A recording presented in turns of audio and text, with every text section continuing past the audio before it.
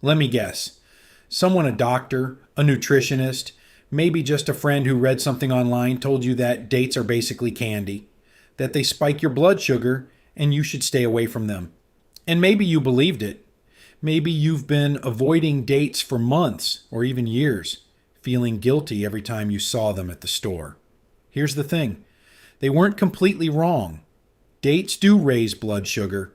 That part is true. But what nobody told you, what almost no one is talking about, is that there's one specific thing that changes everything about how your body responds to them. And once you know it, you'll never look at dates the same way again. Stay with me, because by the end of this video, you'll know exactly when and how to eat dates without causing a glucose spike. And the science behind it is actually fascinating. Okay. So let's be honest about why people are scared of dates in the first place. The glycemic index. If you've ever looked it up, dates land somewhere between 42 and 62, depending on the variety. That sounds alarming, especially when you compare it to something like brown rice, which sits around 50. People see that number and immediately think, danger, sugar bomb, stay away. And on paper, the fear makes sense. Dates are about 70% sugar by weight. We're talking a combination of glucose and fructose in a very concentrated form packed into a small chewy package that your body can process pretty quickly. When you eat simple sugars without much else, your blood glucose rises, your pancreas pumps out insulin to deal with it, and if this happens repeatedly over time, it starts causing real problems. For people with type 2 diabetes, insulin resistance, or anyone following a low-carb diet, this feels like a serious red flag. And I get it. When you're managing your metabolic health, anything that looks like a sugar spike is the enemy. But here's where the story gets interesting, because the glycemic index is only telling you half the story, and the other half changes everything. Let's talk about what actually happens when real people eat dates and wear a continuous glucose monitor. A CGM, a device that tracks blood sugar in real time, every few minutes. Studies using CGM data have shown something surprising. For most healthy individuals, eating 1 or 2 dates produces a much smaller glucose spike than you'd expect from the glycemic index alone. In fact, some people show almost no significant spike at all. Why? 2 reasons. First, fiber. Dates contain a meaningful amount of dietary fiber, around 1.5 to 2 grams per date. Fiber physically slows down the absorption of sugar in your digestive tract. It's like adding a traffic jam between the sugar and your bloodstream. The sugar still gets there, but much more slowly and in smaller waves. Second, there's a crucial difference between glycemic index and glycemic load. Glycemic index measures how fast a food raises blood sugar per gram of carbohydrate, but glycemic load takes into account the actual portion size. And here's the key. A single date has roughly 18 grams of carbs. When you calculate the glycemic load of just 1 or 2 dates, it comes out low to moderate. Not the disaster the GI number suggests. So the problem was never really the dates. The problem was the context, how many with what and when. And that's exactly what we're going to break down right now. There are 4 factors that completely transform how your body responds to dates. Master these, and you've essentially unlocked a way to enjoy them without the metabolic chaos. Factor 1, what you eat them with. This is the single biggest lever you have. When you eat dates alongside fat and protein, you dramatically slow the absorption of sugar. The fat and protein create a buffer your stomach has to work harder. Digestion slows down, and glucose enters your bloodstream gradually instead of all at once. Practical examples. A date with a small handful of almonds or walnuts. A date stuffed with almond butter or cream cheese. Dates alongside a bowl of Greek yogurt. These combinations don't just taste incredible, they genuinely change the metabolic math. Factor 2, timing and movement. Your muscles are like glucose sponges. When they're active, they pull sugar out of your bloodstream far more efficiently. Eating dates before or after a workout when your muscles are primed to absorb glucose is very different from eating them on your couch at 10 p.m. Morning and early afternoon are also generally better windows. Insulin sensitivity tends to be higher earlier in the day, which means your body handles carbohydrates more efficiently at breakfast than at dinner. Factor 3, quantity. This one is simple but powerful.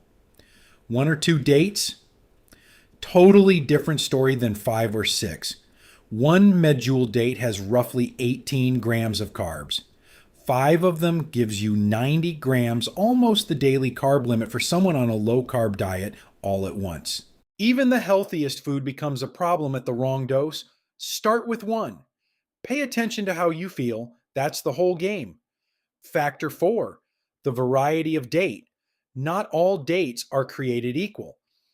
Medjool dates, the big, soft, caramel-like ones, tend to have a higher sugar concentration and a slightly higher GI. Deglet Noor dates, which are smaller and drier, are less sweet and tend to produce a gentler glucose response. If you're particularly sensitive, making the switch to Deglet Noor can genuinely make a difference. Put these 4 factors together and you have a completely customizable approach to eating dates in a way that works for your body. Let's make this concrete. Here are 4 real-world scenarios and exactly how to handle each one. Scenario 1, morning breakfast. You're making oatmeal or a smoothie. Toss in 1 chopped date for natural sweetness. Add a tablespoon of almond butter or some Greek yogurt on the side. The fiber from the oatmeal, the fat from the almond butter, and the protein from the yogurt all work together to slow the sugar. You get the sweetness, the energy, and none of the crash. Scenario 2, afternoon snack. You're hitting the 3 p.m. wall. Instead of reaching for a granola bar or something processed, grab 1 or 2 dates with a small handful of walnuts. Takes 30 seconds to prepare. Keeps you full for 2 hours. Blood sugar stays steady. Scenario 3, pre-workout fuel. 30 to 45 minutes before training, 1 date gives you a clean, fastish source of energy for your muscles. If you're doing intense cardio or strength training, this is actually one of the best windows to eat a date. Your muscles will use that glucose immediately. Scenario 4, you have insulin resistance. Don't eliminate dates completely. Instead, cut the portion to half a date or 1 small date, always paired with fat and protein, always earlier in the day, never alone. And here's a specific trick. Eat the fat and protein first. Wait a few minutes, then eat the date. This primes your digestive system to slow the absorption from the very start. The through line in all of these, you're not avoiding the sugar. You're controlling the conditions around it. Look, I want to be honest with you because not everyone has the same relationship with sugar. And pretending dates are safe for everybody would be irresponsible.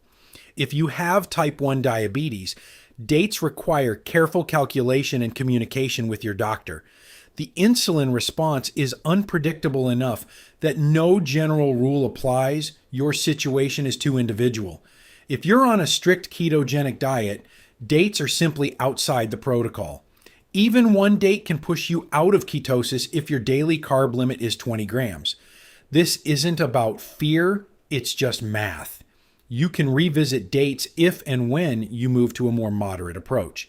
If you have irritable bowel syndrome or follow a low FODMAP diet, be aware that dates are high in fructose, which can trigger digestive symptoms for some people. This has nothing to do with blood sugar. It's a gut sensitivity issue. And one more thing worth knowing. Dried dates, the kind sold in bags at most supermarkets, are significantly more concentrated in sugar than fresh dates. If you can find fresh or semi-fresh dates, they're a gentler option. The principle underneath all of this? Self-observation beats any rule. If you can get your hands on a CGM even for 2 weeks, the data will tell you more about your personal response to dates than anything I can say in this video. Everyone's metabolism is different, and knowing your own numbers is the most powerful tool you have. At the start of this video, I told you that dates raise blood sugar, and that's true. But I also promised you that something changes everything. And now you know what that something is. It's not the date itself. It's the context you eat it in. 3 things to remember. 1, the glycemic index of dates is misleading in isolation. Glycemic load, fiber content, and real CGM data tell a very different story for reasonable portions. 2, pairing dates with fat and protein, timing them around activity, controlling the quantity, and choosing the right variety are the 4 levers that determine your actual glucose response. 3 dates are not the enemy. Eating them blindly in large amounts, alone, late at night, with no awareness of your body's signals, that's the problem. You don't have to fear this fruit, you just have to eat it smarter. Now I want to hear from you. Have you been avoiding dates this whole time, or have you already been eating them without guilt? Drop it in the comments. I read every single one, and I'm genuinely curious where you land on this. And if this video shifted something for you, if it changed the way you think about healthy and unhealthy foods, then you're going to want to watch my next video, because I'm doing the exact same deep dive on bananas. Same kind of fear, same kind of misunderstood science, and probably the same plot twist. Link is right up there. If you haven't subscribed yet, not because I'm supposed to say that, but because I make these videos every week, and you clearly care about this stuff. It takes 1 second and you won't miss the next one. Thanks for watching. Now go eat a date. You've earned it.